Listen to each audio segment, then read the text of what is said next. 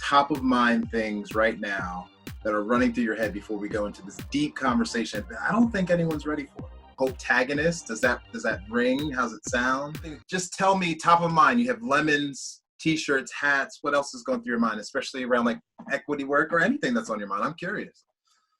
I'm just noticing how much more intentional I need to be these days. This idea around equal talk time, which a lot of folks that work with us really get, but we try to embody in our work. Like as leaders right now, we really have to listen more intentionally to what everyone's saying. Especially in those moments where like there's a big question that's asked and then everyone's on mute.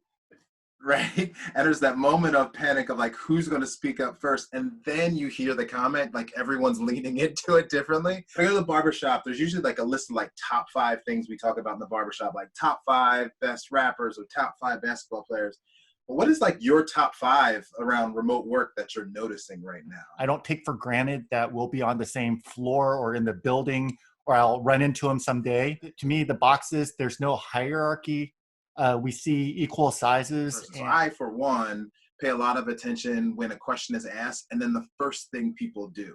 Is it a nod? Is it a look away they don't want to answer? Or is it like the instant unmute? So a lot of these things, I'm just trying to pick up different cues so I know how to respond. I think it's so interesting right now when we think about what's acceptable attire for Mm. work. As a superintendent, everyone was very intent on making sure I was Mr. Hardy. I was never Dave. Like there was never a Dave element to who I was. And they said, "Who's Dave?" I said, How do we use this time to create opportunities for people that normally wouldn't have had the traditional opportunities just because they weren't on the same floor as us? create their own identity, but still align to the larger framework of the organization. It sometimes can be tricky. Sometimes is challenging. Test some of our biases and assumptions, right? Anyone that tried to plan something 2 months ago had to throw away that plan because, basically everything's got turned upside down every week. As an African American male, there is, something I also have to present, like I belong in some ways, right? That's just a piece of me that I'm still trying to understand and figure my way through. And that I have to present myself at my best at all times. There's a lot of situational awareness that comes into play. I, What I about didn't think this would be the conversation at all, but it's just like now we're talking about what we wear. that's right, right, right. Just a calming moment of this is me. You're accepting me for who I am, and I feel like in education, I'm hoping that more of us are able to see this as a way to accept us for who we are and what we bring to conversations in the workplace all the time. The number one skill that we need when we hire somebody is not the knowledge or the experience that they have, but is their willingness and their capability of learning, because we're designing things that aren't already designed.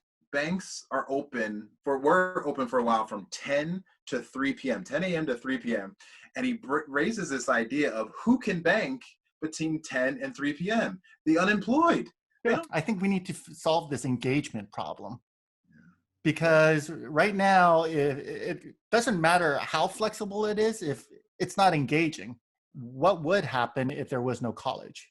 How would we redesign high school if there was no college and we didn't have to rely on college to solve certain things? So I actually agree. I think there's a way that we need to rethink space, time, number of people in a room, and then just also just the prowess someone has around the topic isn't limited by an age or a grade. Just being more purposeful about the platform for communication and collaboration, instead of just assuming that you're just going to pull people together.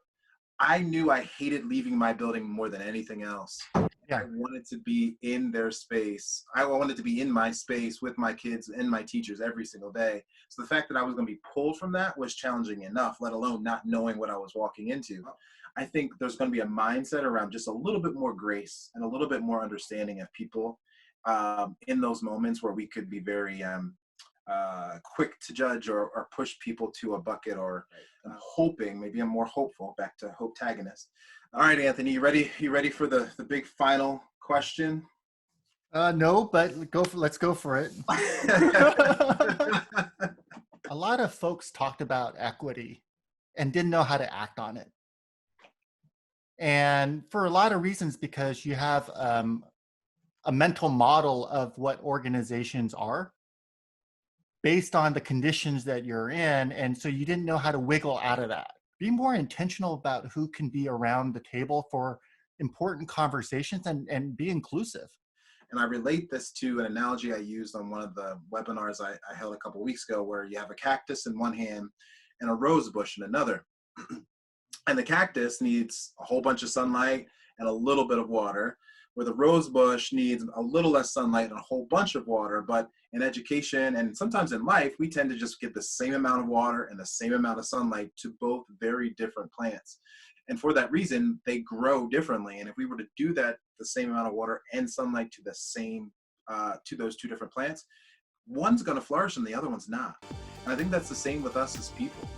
I'm just wondering why the heck we prepared, because like everything's been off script so far. Right. That's a good point. I mean, this is the responsive org in action.